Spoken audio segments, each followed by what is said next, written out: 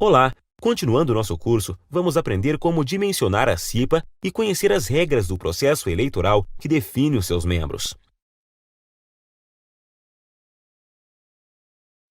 Para se chegar ao número de integrantes da CIPA, o primeiro passo é coletar duas informações: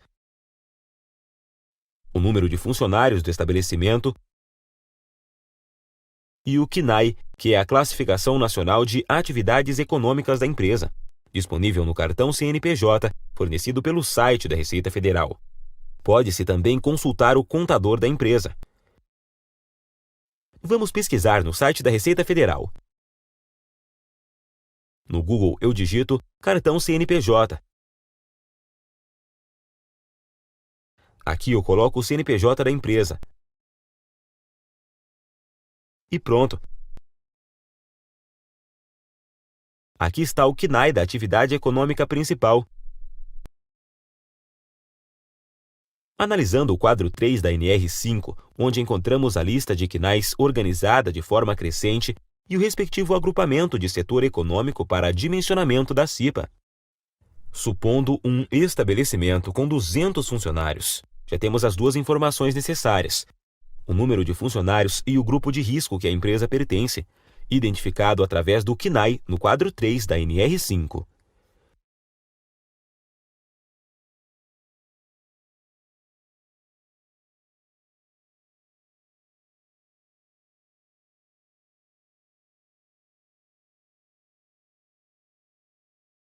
Ao cruzar estas duas informações no quadro 1 da NR5,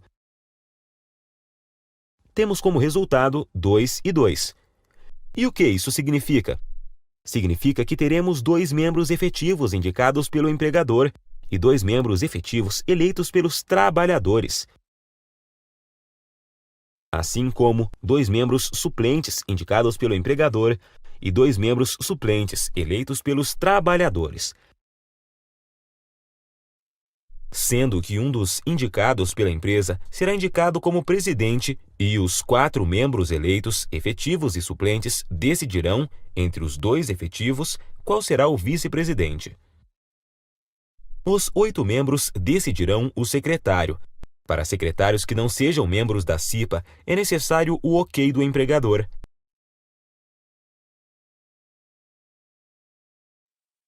Quando o estabelecimento não se enquadrar no quadro 1, a empresa designará um responsável pelo cumprimento dos objetivos da norma regulamentadora 5. O designado deve receber o mesmo curso que os membros da CIPA recebem, com carga horária mínima de 20 horas e requisitos mínimos de conteúdo de acordo com a NR5.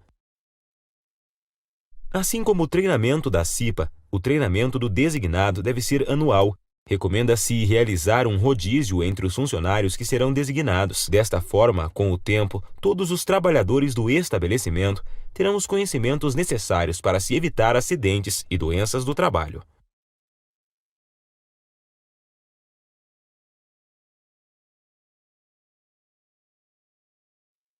O responsável por convocar as eleições para a escolha dos representantes dos empregados da CIPA é o empregador.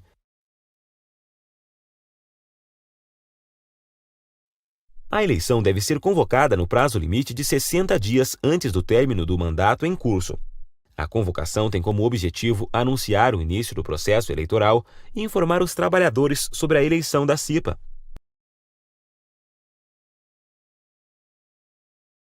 O presidente e o vice-presidente da CIPA atual constituirão, dentre seus membros, com no mínimo 55 dias do início do pleito, a comissão eleitoral. Esta comissão será responsável pela organização e acompanhamento do processo eleitoral. Nos estabelecimentos que não houver CIPA, a comissão eleitoral será constituída pela empresa.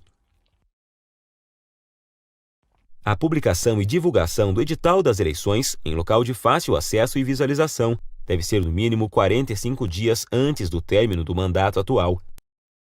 Após esta publicação, é possível iniciar as inscrições dos candidatos. Recomenda-se que a publicação do edital seja feita com no mínimo 50 dias antes do fim do mandato atual.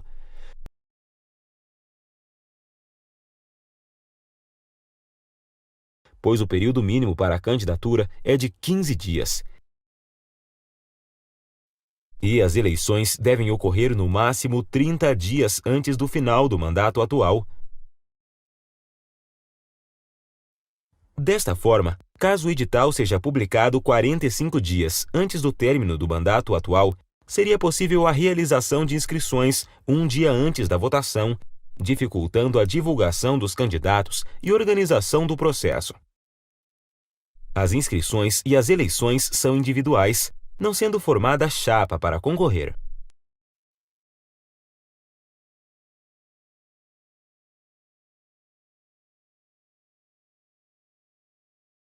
É garantido a liberdade de inscrição para todos os empregados do estabelecimento.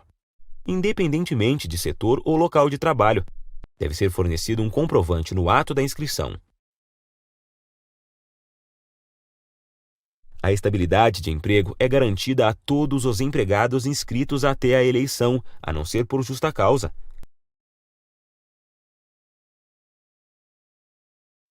Como vimos, as eleições devem acontecer no mínimo 30 dias antes do término do mandato atual e devem ocorrer em dia normal de trabalho, respeitando os horários dos turnos.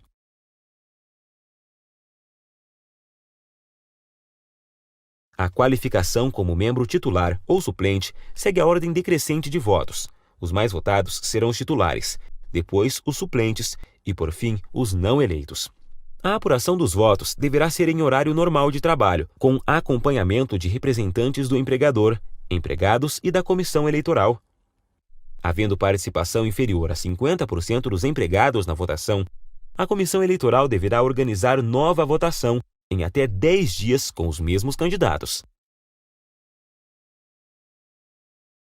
Após as eleições, a CIPA não poderá ter seu número de representantes reduzidos até o final do mandato de seus membros, ainda que haja redução do número de empregados do estabelecimento, exceto no caso de encerramento das atividades. Como sabemos, a CIPA é por estabelecimento, assim não faz sentido a existência de CIPA para um estabelecimento que não existe mais. Por outro lado, caso o número de trabalhadores na data da votação seja de 100 e 30 dias após a votação, no dia da posse, o estabelecimento esteja com 250 trabalhadores, o novo dimensionamento só será válido para as próximas eleições, sendo mantido o atual quadro de membros. Se ficou alguma dúvida, assista novamente esta aula ou aproveite nosso material de revisão. Se está tudo ok com a matéria deste módulo, vamos para os exercícios de fixação disponível em nossa plataforma de ensino.